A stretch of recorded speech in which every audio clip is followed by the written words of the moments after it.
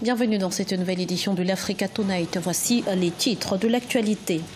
C'est une première depuis 5 ans. Le président congolais Joseph Kabila s'est exprimé face à la presse ce vendredi à Kinshasa. 2 heures d'entretien pour évoquer la situation du pays. L'Afrique ne digère pas les propos tenus par le président américain Donald Trump. Moussa Faki Mahamat a réitéré son indignation ce jeudi lors de l'ouverture de la 32e session ordinaire du Conseil exécutif de l'Union africaine. Et puis les championnats d'Afrique des Nations se suivent mais ne se ressemblent pas. Le premier tour de l'édition 2018 a été marqué par des confirmations et des surprises. Tour d'horizon dans ce journal.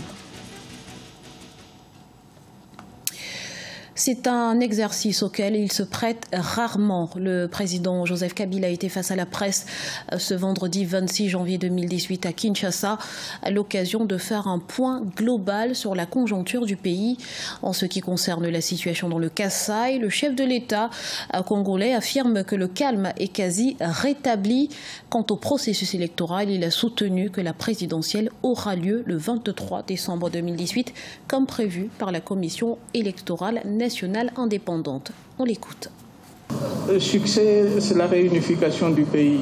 Le succès, c'est le fait que le Congo existe toujours. Le fait que le Congo existe toujours. Il y a beaucoup de gens qui avaient parié sur la disparition de ce pays. Le démantèlement de ce pays. Le fait que le Congo existe,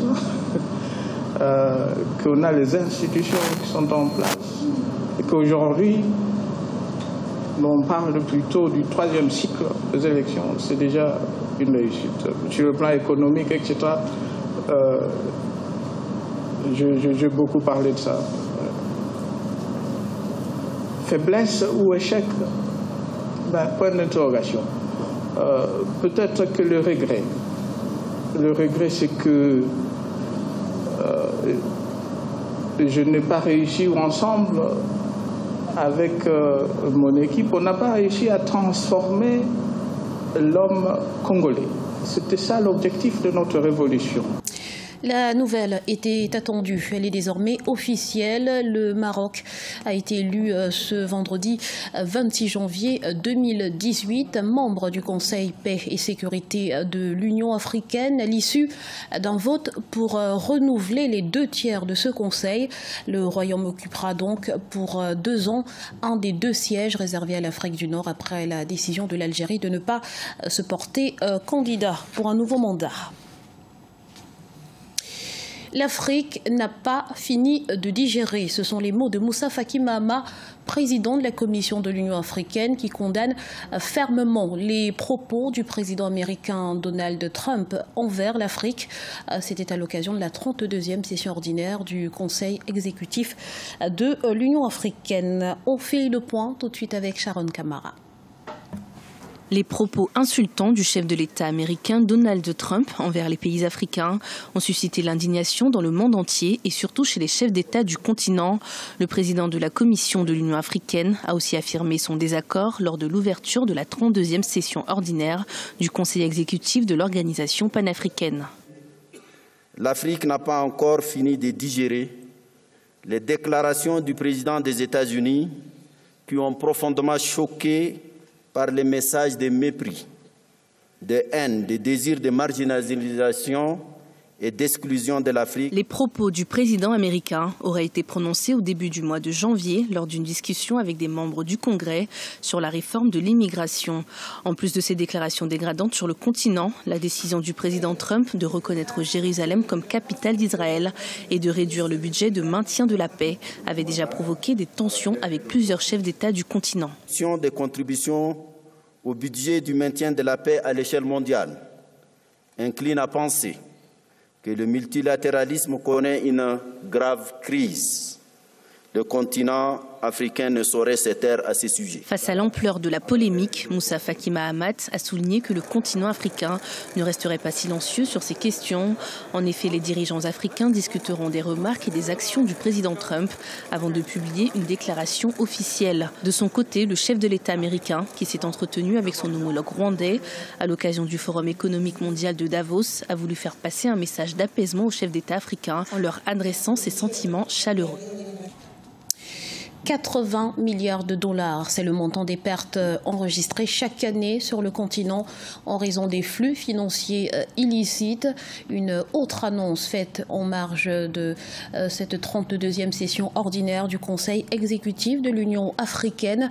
Et toutes les nations sont concernées. C'est ainsi que le sommet de l'UA qui se tiendra le 29 janvier 2018 a été placé sous le thème « Remporter la lutte contre la corruption, une voie durable » vers la transformation de l'Afrique. Dans le reste de l'actualité, la culture hip-hop gagne du terrain au Bénin, ceci grâce à l'émergence de nouveaux talents. Le rappeur Tiaf, par exemple, fait parler de lui depuis 2012. Il faut dire que son style se démarque de celui des autres puisqu'il rappe en fond dialecte local. Notre correspondant Lef Younou est allé à sa rencontre. Voici son reportage commenté par Siemlo Victoria Sedi. Au Bénin, le rappeur Tiaf Papa Yazir peaufine progressivement sa carrière. Ahmed Yazir Tidjani alias Tiaf a été bercé depuis l'enfance par plusieurs mélodies, notamment la rumba congolaise et les classiques des années 90 et 2000 du hip-hop béninois. Après avoir décroché son baccalauréat en 2010, il a décidé de faire carrière dans le hip-hop. Papa Yazir s'est forgé dans les clashs musicaux et a pris d'assaut les scènes de concours du rap dans les départements de l'Atlantique et du littoral. En 2012, il a remporté le trophée de la première édition de MTN Découverte Talent. Il s'est révélé en 2013 au public grâce au single Jabigan.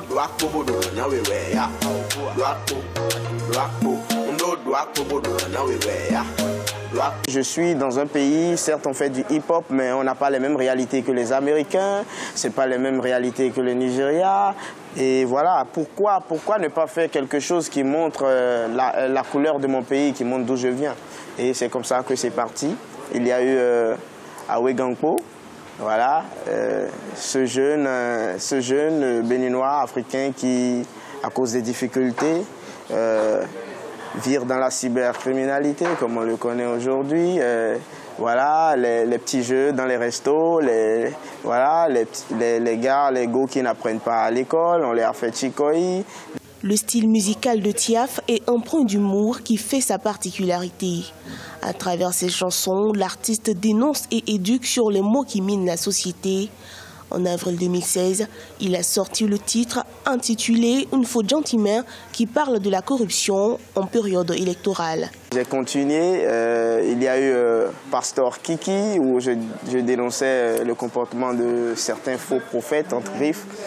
Et voilà, l'aventure est partie comme ça. Et aujourd'hui, Tiaf, je suis content parce que j'ai réussi quand même à faire écouter le hip-hop à nos mères, à faire écouter le hip-hop à nos pères, à faire écouter le hip-hop aux lettrés comme aux illettrés. Tiaf Papa Yazir rappe en langue locale fond. Il a à son actif une compilation de 20 titres. Il concocte déjà en studio un nouveau rythme hip-hop dénommé Afro-Ben. Son premier album est en préparation et sera disponible d'ici avril 2018. Le premier tour du championnat d'Afrique des Nations 2018 a livré son verdict. Une phase qui a vu tomber de grosses têtes comme la Côte d'Ivoire, la Guinée ou le Cameroun. Certaines zones, en revanche, ont gardé le plein de leurs représentants. Entre surprise et confirmation, tour d'horizon avec Ashley Duprat. Le second tour du Tchad 2018 s'ouvre ce 27 janvier en terre chérifienne. Une compétition fortement marquée par l'Afrique australe qui sera représentée par l'Angola, la Zambie mais également la Namibie. La Namibie qui s'est avérée être la véritable révélation de la compétition en se qualifiant pour la première fois de son histoire pour les quarts. La Namibie, ils ont été très performants dans la phase de poule. C'était une grosse surprise, notamment le premier match où ils ont arraché la victoire dans le temps additionnel sur un coup de pied arrêté. C'est une équipe qui a mis du courage dans ces 3 rencontres. Ils ont été chercher un nul contre la Zambie qui est quand même une grosse nation. Il y a un gros milieu de terrain, ça va très vite vers l'avant. Et je pense qu'en vue du quart de finale contre le Maroc, la Namibie va avoir vraiment un coup à jouer et ils peuvent vraiment poser des problèmes aux Marocains. La Namibie qui ouvrira ses quarts lors de son match contre le Maroc. L'équipe des Lions de l'Atlas qui porte également la casquette de pays hôte de la compétition s'est illustrée lors de la première phase en triomphant face à la Mauritanie et la Guinée et en arrachant la victoire à la différence de points suite à son match nul face au Soudan. Outre ses performances, les enjeux sont nombreux pour le Royaume qui souhaite accueillir en ses terres le Mondial 2026. C'est un test grandeur nature en vue de la Coupe du Monde 2026 parce que c'est un réel objectif pour toute l'Afrique et pour aussi le Maroc, mais pas que.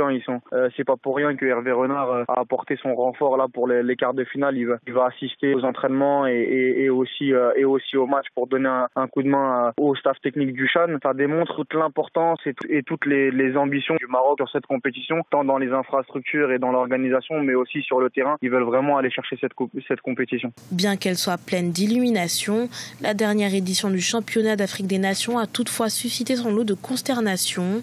3e du Tchad 2016, la Côte d'Ivoire a terminé dernière du groupe B. Quant au Cameroun, actuel détenteur de la Coupe d'Afrique des Nations, il s'est fait éjecter du groupe D, alors que dans cette même compétition, les Lions avaient atteint les quarts de finale en 2016.